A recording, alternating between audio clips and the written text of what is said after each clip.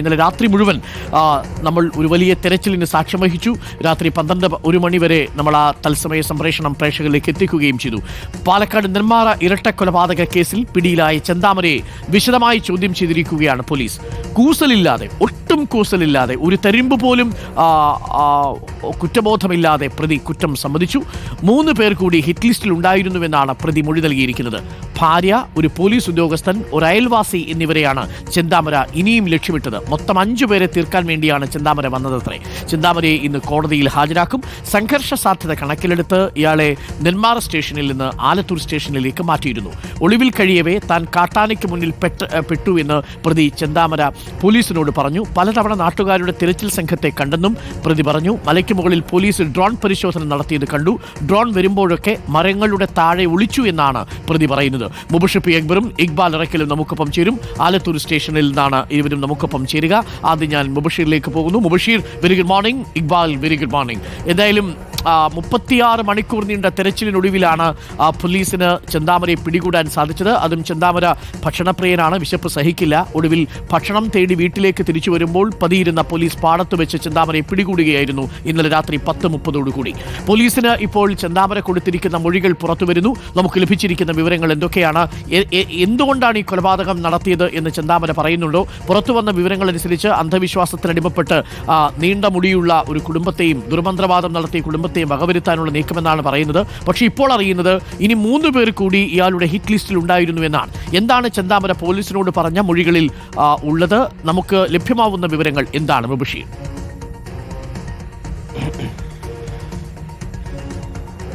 Very good morning doctor Arunkumar. നിശ്ചയമായും ചെന്താമരയെ സംബന്ധിച്ച് ലവലേശം കുറ്റബോധമില്ലാതെ പോലീസിനോട് ഇന്നലെ സംസാരിക്കുന്ന ദൃശ്യങ്ങളൊക്കെ തന്നെ നമ്മൾ കണ്ടതാണ്. സ്വാഭാവികമായിട്ടും ഇന്ന് കോടതിയിൽ ഉൾപ്പെടെ ഹാജരാക്കാൻ കൊണ്ടുപോകുന്ന ഒരു സാഹചര്യത്തിൽ വലിയ പ്രതിഷേധ സാധ്യത കണക്കിലെടുത്തുകൊണ്ടാണ് പോലീസ് മാധ്യമങ്ങളെ ഉൾപ്പെടെ കബളിപ്പിച്ചുകൊണ്ട് 4 വാഹനങ്ങളിൽ പല മേഖലകളാൽ തിരിഞ്ഞുപോയി ഏറ്റവും ഒടുവിൽ ഞാനിപ്പോൾ നിൽക്കുന്ന ആലത്തൂർ പോലീസ് സ്റ്റേഷനിലേക്ക് പ്രതി എത്തിച്ചിരിക്കുന്നത്. എനിക്ക് പിൻഭാഗത്ത് ആലത്തൂർ പോലീസ് സ്റ്റേഷൻ കാണാൻ സാധിക്കും. തൊട്ടപ്പുറത്താണ് ആലത്തൂർ DYP ഓഫീസ് ഉള്ളത്. എന്തായാലും പ്രതിയെ സംബന്ധിച്ച് കുറ്റസമ്മതം നടത്തിക്കഴിഞ്ഞിട്ടുണ്ട്. അയൽവാസികളുടെ സാന്നിധ്യത്തിലാണ് പ്രതി കുറ്റസമ്മതം നടത്തിയിട്ടുള്ളത്. ആദ്യഘട്ടത്തിൽ പ്രാഥമിക വിവരശേഖരണത്തിൽ പോലീസ് ഉദ്യോഗസ്ഥരോട് ചെന്താമര പറഞ്ഞിരുന്നത് താൻ കൊലപ്പെടുത്താൻ ശ്രമിച്ചതല്ല, കൊലപ്പെടുത്താൻ വിചാരിച്ചതായിരുന്നില്ല. തൻ്റെ കൈവശം കത്തിയുണ്ടായിരുന്നു. ആ മേഖലയിലൂടെ സ്കൂട്ടറിൽ സഞ്ചരിച്ചു വരികയായിരുന്ന സുധാകരൻ അവിടെയുണ്ടായിരുന്ന തന്നോട് മോശമായി പെരുമാറുന്നുണ്ട്. ഇത് ചോദിച്ച് താഴോട്ടിറങ്ങിയ തന്നെ ആദ്യമായിട്ട് ആക്രമിക്കുന്നത് സുധാകരനാണ് എന്നുള്ളതാണ് ചെന്താമര പോലീസിനോട് ആദ്യഘട്ടത്തിൽ പറഞ്ഞിട്ടുള്ളത്. ഇത് ചോദ്യം ചെയ്ത് അവിടെ വാക്കുതർക്കമുണ്ടായി. അത് സ്വാഭാവികമായിട്ടും ഒരു മർദ്ദനത്തിലേക്ക്, ആക്രമണത്തിലേക്ക് നയിച്ചു എന്നുള്ളതാണ് ചെന്താമര തന്നെ പോലീസിനോട് വ്യക്തമാക്കിയിട്ടുള്ളത്. ബഹളം കേട്ട് ഓടിയെത്തിയ സുധാകരൻ്റെ മാതാവായിട്ടുള്ള ലക്ഷ്മിയും സമാനമായ രീതിയിൽ തന്നെ ആക്രമിക്കാൻ ശ്രമിച്ചതോടുകൂടിയാണ് തൻ്റെ കയ്യിലുണ്ടായിരുന്ന കത്തി ഉപയോഗിച്ചത്, അതിനെ പ്രതിരോധിച്ചത് എന്നുള്ളതാണ് പ്രതി പറഞ്ഞിട്ടുള്ളത്.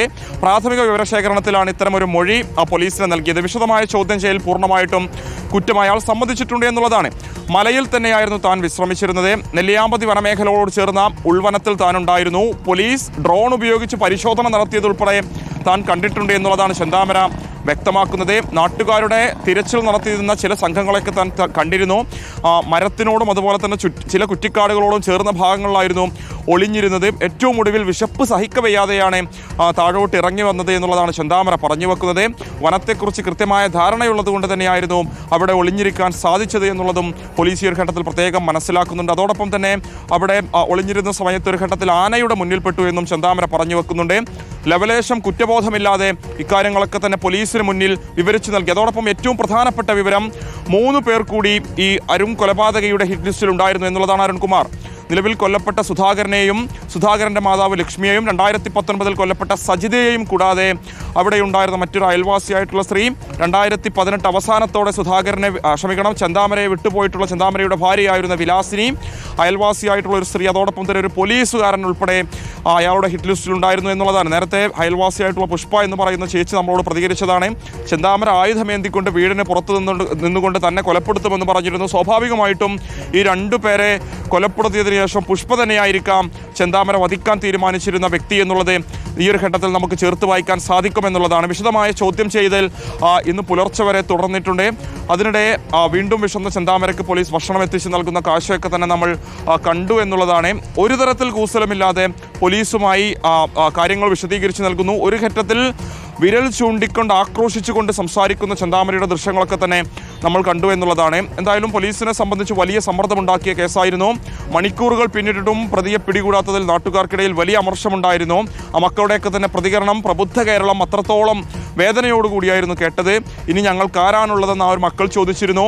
അമ്മ പോയി, അച്ഛൻ പോയി, വല്യമ്മ പോയി, ഇനി തിരിച്ച് വീട്ടിലേക്ക് പോലും പോകാൻ പറ്റാത്ത സാഹചര്യമുണ്ട്. ചെന്താമരയെ പിടികൂടിയിട്ടുണ്ടെങ്കിലും അയാൾ ജാമ്യത്തിലിറങ്ങി തങ്ങളെ വധിക്കും, കൊലപ്പെടുത്തുമെന്ന് ഇന്നലെ രാത്രിയോടുകൂടിയും ആ ഒരു മക്കൾ നമ്മളോട് പ്രതികരിച്ചിട്ടുണ്ട്. സ്വാഭാവികമായിട്ടും പഴുതടച്ച അന്വേഷണത്തിലൂടെ പ്രതിക്കെതിരെ ഗുരുതരമായ വകുപ്പുകൾ ചുമത്തിക്കൊണ്ടുള്ള ഒരു അന്വേഷണം പൂർത്തിയാക്കാൻ തന്നെയാണ് പോലീസ് തയ്യാറെടുക്കുന്നത്. ഒരു ഭാഗത്ത് നാട്ടുകാരുടെ പ്രതിഷേധം തന്നെയാണ് പോലീസിനെ സംബന്ധിച്ച് വലിയ തലവേദനയാകുന്നത്. അതുകൊണ്ടുകൂടിയാണ് ഇന്ന് പുലർച്ചെയോടെ അതിനാടകീയ രംഗങ്ങളിലൂടെ മാധ്യമപ്രവർത്തകരെ അല്ലെങ്കിൽ അവിടെ ചുറ്റിക്കൂടി നിന്നിരുന്ന നാട്ടുകാരെ ഉൾപ്പെടെ കബളിപ്പിച്ചുകൊണ്ട് പോലീസ് ഈ ആലത്തൂർ പോലീസ് സ്റ്റേഷൻ മേഖലയിലേക്ക് പ്രതിയെ എത്തിച്ചിരിക്കുന്നത്. ഇവിടെ ഇപ്പോഴും പ്രതിയെ ചോദ്യം ചെയ്തു വരികയാണ്. അല്പസമയം കഴിഞ്ഞാൽ ആലത്തൂർ കോടതിയിലേക്ക് പ്രതിയെ ഹാജരാക്കും.